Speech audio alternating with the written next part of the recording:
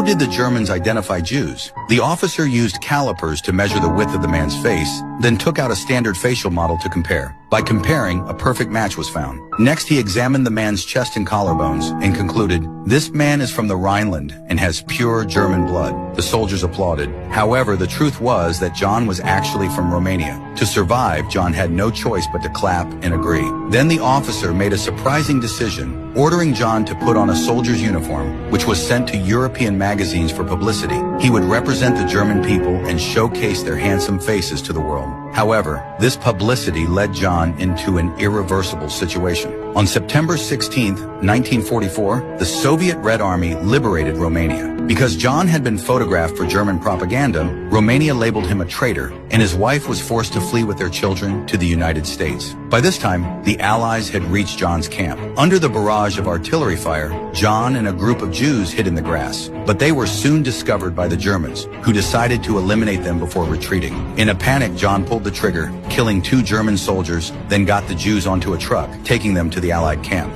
However, as soon as he stepped off the truck, the Jews reported John as a German. John was immediately arrested by American soldiers and sent to a concentration camp as a POW, where he spent a long 19 days. One day, an officer from the camp suddenly approached him, and John thought he would be released. But the officers informed him that he would face a military tribunal. In the tribunal, the military presented several published books and magazines, all with covers showing John wearing a soldier's uniform. These materials indirectly contributed to the death of millions. Faced with undeniable evidence, John had no defense. Just as the judge was about to sentence John to death, a Soviet defense lawyer presented a letter from John's wife. After hearing his wife's story, John couldn't hold back his tears. John was acquitted and released. 8 years later, after enduring much hardship, John was finally reunited with his wife and children. Perhaps more terrifying than war itself was the relentless destruction of the soul and life. But in the end, war could not destroy true love.